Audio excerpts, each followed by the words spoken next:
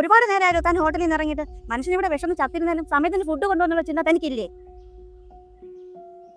Madam, വരുന്ന വഴിക്ക് വണ്ടി ഒരു ചെറിയ ആക്സിഡന്റ്, അല്ലാതെ മനഃപൂർവ്വം വൈകിപ്പിച്ചൊന്നുമില്ല. ഞാൻ 3 ഐറ്റം ഓർഡർ ചെയ്തായിരുന്നല്ലോ. ഇതിൽ 2 ഉള്ളൂ. ബാക്കി ഒരെണ്ണം എവിടെ? അത് കാണും മാഡം. ഹോട്ടലിൽ തന്ന പൊതി ഞാൻ അങ്ങനെയും കൊണ്ടുവന്ന. അപ്പൊ ഞാൻ കള്ളത്തരം പറയുന്നതാണോ താൻ പറയുന്നത്? തന്നെ പോലെ യൂസ്ലെസ് ആയിട്ടുള്ള സ്റ്റാഫിനെ എടുത്ത അവരെ പറഞ്ഞാൽ മതി.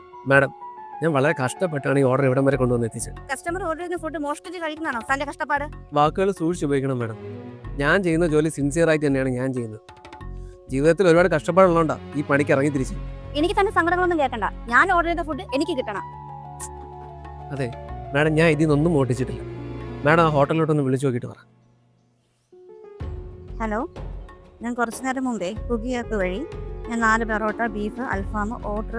മാഡം സോറി, നമ്മളങ്ങോട്ട് വിളിക്കാനിരിക്കുകയായിരുന്നു. മാഡത്തിന്റെ സാധനം ഇവിടെ ഇരിപ്പുണ്ട്. നമ്മൾ അഡ്രസ്സ് എന്നാൽ നമ്മളങ്ങോട്ട് എത്തിക്കാം.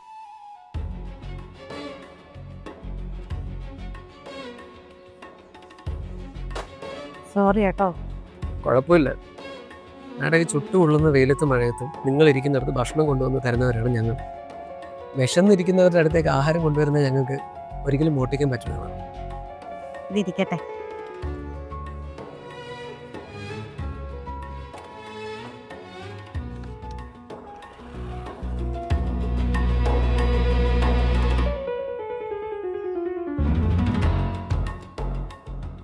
ജോലിയെല്ലാം കഴിഞ്ഞോ ചേച്ചി?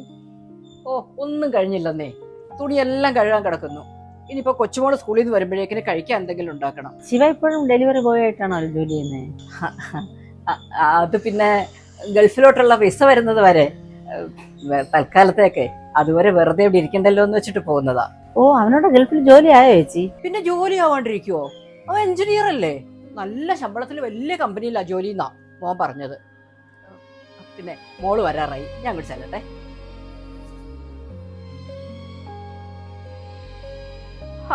എന്റെ മോനെ, നീ പിന്നെ ഇതും നോക്കി കുത്തിയിരിക്കുകയാണോ? എടാ, ഇതും കൊണ്ടിരിക്കാതെ നീ പുറത്തോട്ടെങ്ങാനും വേറെ വല്ല ജോലിക്കും ട്രൈ ചെയ്യ്. ഇവിടെ ഒരു കമ്പനിയിൽ ഒരു വേക്കൻസി വന്നിട്ടുണ്ട്.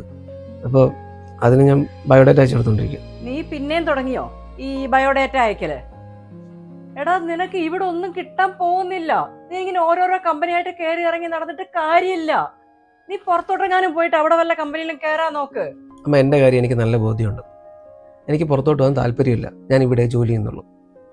പിന്നെ ഇക്കാര്യം പറഞ്ഞ് അമ്മ എൻ്റെ അടുത്ത് വരണ്ടെന്ന് പറഞ്ഞാൽ അമ്മയ്ക്ക് എന്താ മനസ്സിലാവാത്ത?